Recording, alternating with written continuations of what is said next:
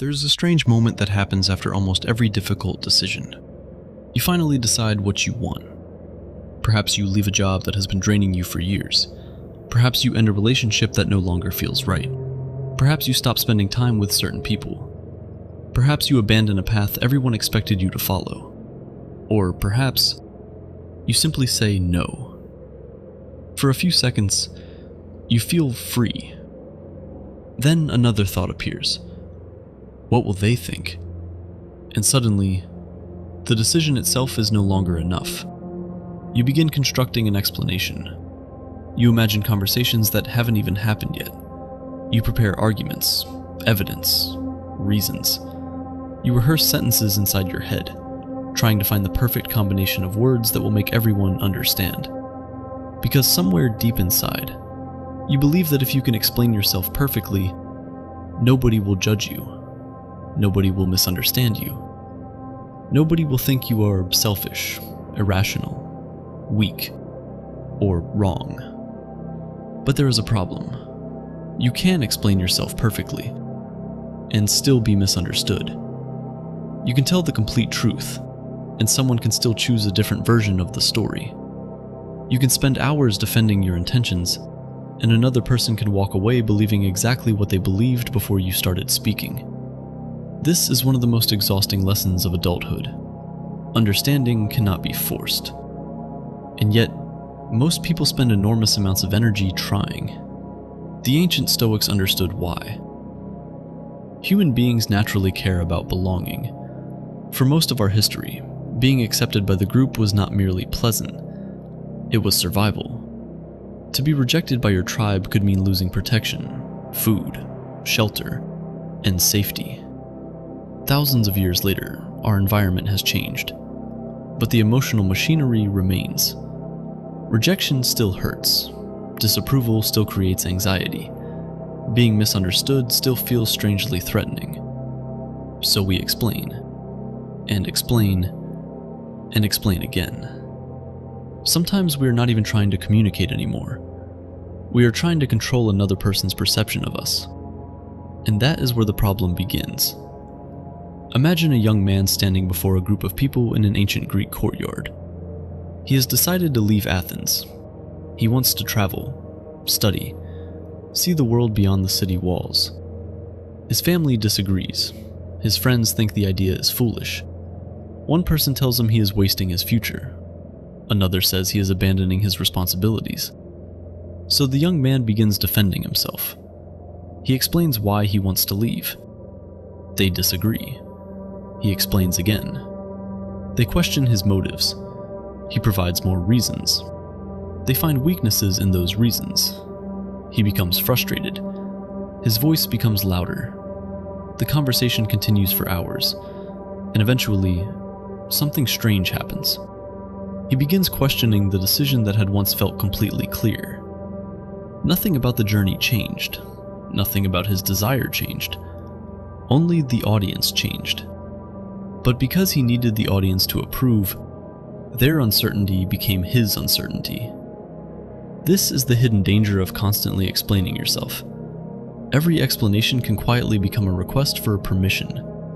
You may believe you are saying, "This is why I made my decision."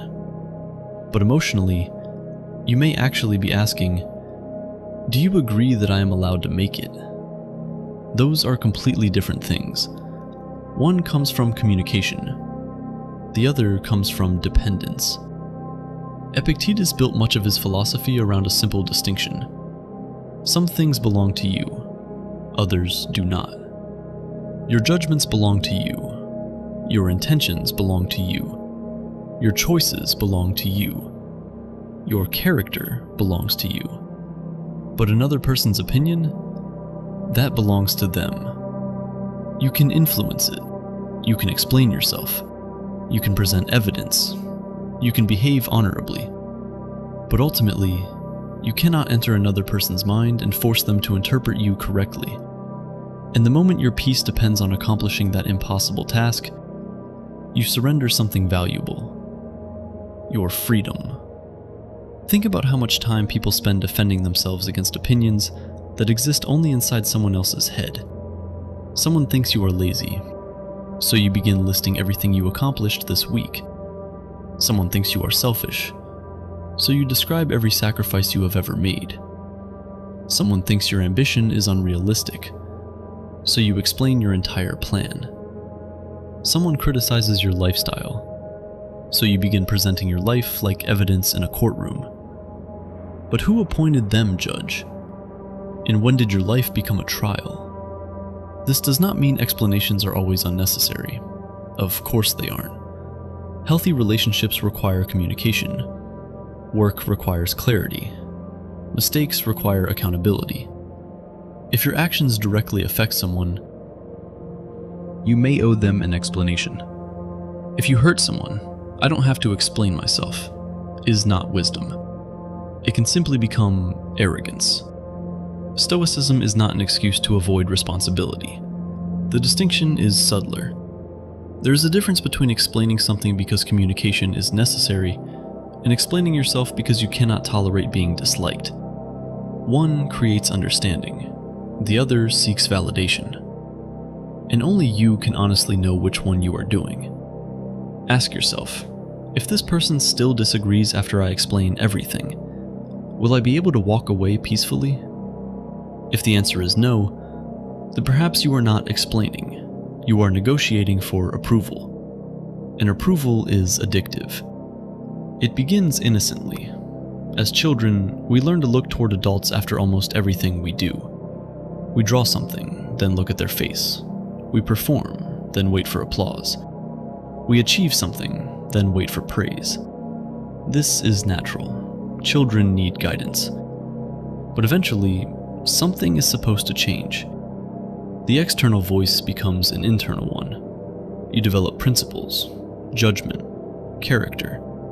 You begin deciding what is right, even when nobody is there to congratulate you. But not everyone makes that transition completely. Some adults still live psychologically before an invisible audience. Every decision must be approved. Every achievement must be seen. Every disagreement must be resolved. Every misunderstanding must be corrected. And social media has turned that invisible audience into a permanent one. Millions of people now explain themselves to strangers every day. Why they bought something, why they ended a relationship, why they changed their appearance, why they believe something, why they don't believe something, why they succeeded, why they failed, why they disappeared, why they returned. Even silence itself sometimes requires an announcement. We have become so accustomed to public explanation that privacy can feel suspicious. Someone makes a major life decision without telling everyone, and people ask, "Why didn't you say anything?" As though access to another person's inner world were automatic. It isn't. There is dignity in being able to make a decision, without immediately turning toward the crowd. Imagine Marcus Aurelius sitting alone late at night. Outside his room, Rome is filled with opinions. Politicians criticize him, generals disagree with him, citizens blame him for problems he cannot completely control. Others praise him excessively. If Marcus allowed every opinion to determine his emotional state, he would never possess a moment of peace. So he wrote to himself, not to the public, not for applause, to himself. Again and again, he returned to the same principle. Your task is to govern your own character. The world will interpret you however it chooses. This idea is uncomfortable because it requires accepting something most people desperately resist. Some people will misunderstand you forever. There may be someone alive right now who believes a completely inaccurate story about you. Perhaps they think they understand your motives. Perhaps they remember a version of you that no longer exists. Perhaps they heard something from someone else. Perhaps they simply decided who you were and stopped updating the picture. Your instinct may be to correct them, to explain everything, to finally make them see. But imagine trying to straighten every crooked painting in a city containing millions of houses. You could spend your entire life knocking on doors, and when you finally corrected the last painting, someone would have already hung another one incorrectly. This is what controlling your reputation is like. It never ends. Because every person you meet creates a different version of you. To one person, you are quiet. To another, you talk too much. To one, you are generous. To another, you are selfish. One remembers your kindness. Another remembers the day you disappointed them. Which version is the real you? None of them completely. Every person sees fragments. And once you understand this, something liberating becomes possible. You can stop trying to manage every version. You can focus instead on becoming someone whose own conscience they can live with. Because there is a difference between reputation and character. Reputation is what people believe you are. Character is what you actually do, especially when nobody is watching. Reputation can change in a single conversation. Character takes years to build. And yet, people often sacrifice character to protect reputation. They agree when they want to say no. They remain in relationships they should leave. They follow careers they hate. They hide opinions. They tolerate disrespect. They become smaller because they are terrified of disappointing the audience. Then one day, they realize something devastating. Everyone approves of them, except themselves. That is the price of living entirely through other people's eyes. You become understandable to everyone, and unfamiliar to yourself. The solution is not to become cruel. It is not to stop listening. It is not to believe you are always right. The solution is learning when an explanation serves truth, and when it merely serves fear. Sometimes you should explain. Sometimes you should apologize. Sometimes you should listen carefully and change your mind. And sometimes you should simply allow another person to disagree. No speech, no courtroom, no desperate defense. Just, I understand that you see it differently. And then, continue living. At first, this feels almost unbearable. The ego wants the final word. It wants to correct the record. It wants everyone to leave the conversation understanding that you were reasonable, good, and justified. But maturity means realizing that sometimes you will not receive that ending. Someone may leave thinking you were wrong. Let them. Someone may dislike your decision. Let them. Someone may misunderstand your silence. Let them. Because the alternative is spending your entire life chasing people, carrying explanations in your hands, begging them to approve of a life they were never meant to live. And perhaps freedom begins at the exact moment you stop asking, how can I make them understand me? And begin asking something far more important. Do I understand myself?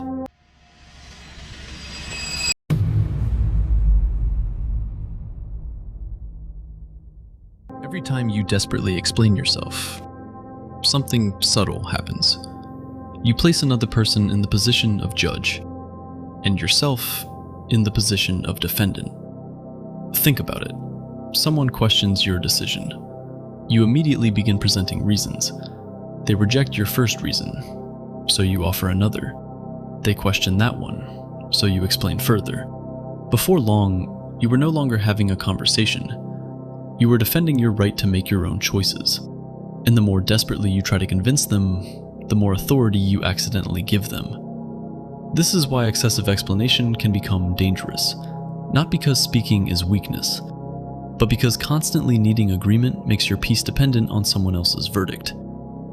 Imagine an ancient philosopher standing before a crowd. The crowd criticizes the path he has chosen. At first, he explains himself calmly, but they continue questioning him. So he speaks louder, he provides more evidence, more arguments, more justification. Hours later, the crowd still disagrees. But now the philosopher is exhausted. Who truly had power in that interaction? The crowd, because they controlled when his defense was allowed to end. Marcus Aurelius understood that peace becomes impossible when you try to govern what exists inside other people's minds. You control your intentions, your behavior, your principles, but you do not control the conclusion another person reaches about you. Sometimes, The strongest response is allowing the misunderstanding to exist. Someone thinks you made the wrong choice. Maybe they do. Someone believes you should live differently. Fine. Someone doesn't understand why you walked away. They may never understand. Their confusion does not create an obligation for you to solve it. There is enormous strength in being able to hear criticism, consider whether it contains truth, and then continue walking if it does not. That is very different from arrogance. An arrogant person refuses to listen because they assume they cannot be wrong. A disciplined person listens carefully, but does not automatically surrender authority over their life. They ask, "Is there something here I should learn?" If there is, they change. If there isn't, they move on. No endless argument is necessary. The Stoics understood that other people's opinions are temporary. Today, someone admires you. Tomorrow, they may criticize you. Today, you are misunderstood. Tomorrow, the same person may finally understand. If your identity rises and falls with every opinion, you will spend your entire life emotionally unstable. This becomes especially important when setting boundaries. You say, "No." Someone asks why. You explain. They challenge your explanation, so you provide another reason. Without realizing it, your boundary has become a negotiation. Sometimes, no is already complete. You do not need to produce a philosophical argument every time you protect your time, your energy, or your priorities. The same applies to your ambitions. You don't need everyone to understand why you're working towards something. You don't need to convince skeptical people that your dream is possible. You don't need permission to change direction. There are moments when explanation helps, and there are moments when explanation only invites people deeper into decisions that were never theirs to make. Wisdom is knowing the difference. Imagine a ship crossing a violent sea. Hundreds of voices stand on the shore, shouting different directions. One tells the captain to turn east, another screams west, another says return home. If the captain responds to every voice, the ship will move nowhere. At some point, he must look at his compass. Your principles are that compass. Without them, every opinion becomes a direction, every criticism becomes a command, every disagreement becomes a crisis. But once you know what you value, you become much harder to move unnecessarily. You can listen without obeying. You can understand without agreeing. You can be criticized without collapsing. And perhaps most importantly, you can allow someone to misunderstand you without abandoning yourself just to correct their opinion. Because real freedom is not when everyone finally approves of your choices. That day may never come. Real freedom begins when their approval is no longer required for you to live them.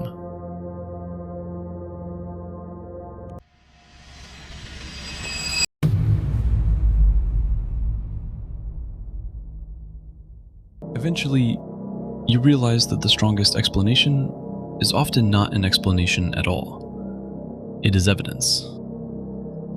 Your life, your actions, your consistency, your character.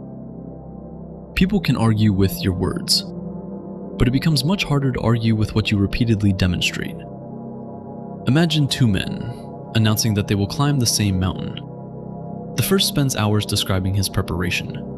He explains how strong he is, how disciplined he has become, how carefully he planned the journey. Whenever someone doubts him, he immediately defends himself. The second man says almost nothing. He prepares, he trains, he wakes before sunrise, and one morning, he begins climbing. Months later, one man is still explaining what he intends to do, the other is standing at the summit. This is the difference between defending an identity and becoming it. Marcus Aurelius understood this deeply. If you want to be considered disciplined, practice discipline. If you want to be considered honorable, behave honorably. If you want others to believe you are strong, stop announcing your strength and demonstrate it when life becomes difficult. Words create expectations. Actions create evidence. Yet many people reverse this. They spend enormous energy constructing an image of themselves, instead of constructing themselves. They want everyone to know they are ambitious, before achieving anything. They want everyone to know they are independent, while constantly seeking approval. They want everyone to understand their intentions, instead of allowing their behavior to reveal them naturally. But character does not require advertising. An oak tree does not explain how deep its roots are. You discover their depth when the storm arrives, and the tree remains standing. Human character is revealed the same way, not through speeches, through pressure, through difficult decisions, through moments when nobody is watching, and through what you continue doing after applause disappears. This is why constantly correcting people's opinions can become such a distraction. While you are explaining yourself, you are not building. While you are arguing with someone who doubts your future, you are spending time that could have been used creating it. Some battles are won by refusing to fight them. Someone calls your goal impossible? Work. Someone thinks you've changed? Perhaps you have. Someone believes you will fail. Let reality answer. Someone misunderstands your intentions? Behave according to your principles long enough, and eventually your character will speak louder than the misunderstanding. And if they still refuse to understand, then perhaps their understanding was never necessary. There is tremendous peace in accepting this, because you stop treating every false opinion like an emergency. You stop chasing every rumor. You stop defending yourself against every criticism. You begin choosing which conversations actually deserve your energy. That does not mean becoming silent when truth matters. If someone is harmed, speak. If you made a mistake, take responsibility. If an important relationship depends on honest communication, communicate. Wisdom is not silence at all costs. Wisdom is knowing when words serve a purpose, and when they only feed your ego. Sometimes the ego desperately wants to say, "You don't understand me." But maturity answers, maybe they don't need to. Not everyone will see your entire story. Not everyone will know what you survived. Not everyone will understand why you changed direction. And that is okay. Your life was never meant to become a courtroom where every decision requires unanimous approval. One day, you may look back and realize how much energy you wasted trying to convince people who were never going to understand you anyway. Energy that could have gone toward learning, building, loving, creating, living. So listen when criticism contains truth. Apologize when you are wrong. Explain when explanation is genuinely necessary. But when you know your intentions, when your conscience is clear, and when your actions align with your principles, have the courage to stop talking. Continue walking. Continue building. Continue becoming. Because eventually, your life will say things about you that no explanation ever could. And when your actions finally speak loudly enough, you will discover that you never needed the last word. You only needed the next step.